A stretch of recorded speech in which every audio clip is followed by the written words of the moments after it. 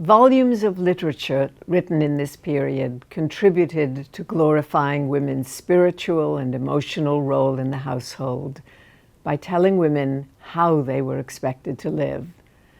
We call this literature prescriptive literature, and it was distributed to women of all kinds, often by clergymen, frequently by commentators on the condition of women, and by women themselves. Godey's Lady's Book might be the best-known example of this prescriptive literature. Beginning publication in 1830, it brought monthly doses of ideal behavior to a wide audience for nearly 50 years. Catherine Beecher's treatise on domestic economy, published in 1841, indicates the scope of the advice offered. It tried to guide women as to how to construct their households, literally as well as figuratively. It described how to arrange an efficient kitchen, how to construct an earth closet, a toilet, in and outside the house. It featured chapters on organizing account books, and it featured, for women, chapters on organizing their time and that of their children to best fulfill a woman's role as wife and partner. For a long time, this literature was interpreted by historians as a description of how women actually lived.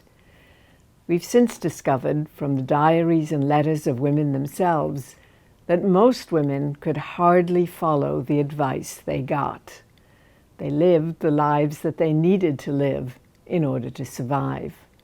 Many households were the dwellings of overworked women, short of household help, without any modern conveniences, most of the time not even running water, frequently pregnant. These women complained bitterly of their harsh existences. We know from the letters that they wrote to each other and the diaries they kept that they suffered under the brutal conditions of their daily labor. Martha Coffin Wright, later to become an abolitionist, concluded a list of instructions in a letter to her newly married sister in 1847. "I know one thing," she wrote.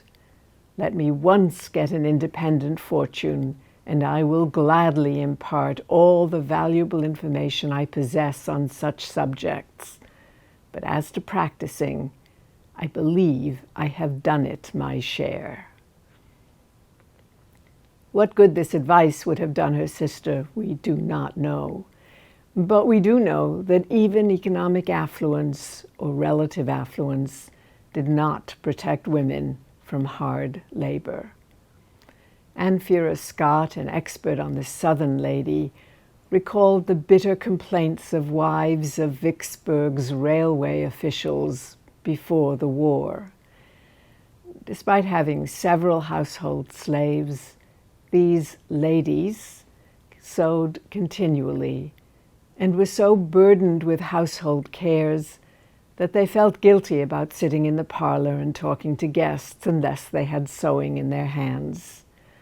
Still, their status as ladies sharply distinguished them from the women in their households who may have been servants and might be called women or help, and from enslaved women generally not even distinguished by the attribution of womanhood. It goes without saying that though we cannot hear the complaints of the enslaved, we can speculate that they worked hardest of all and with less control of their lives than any other female.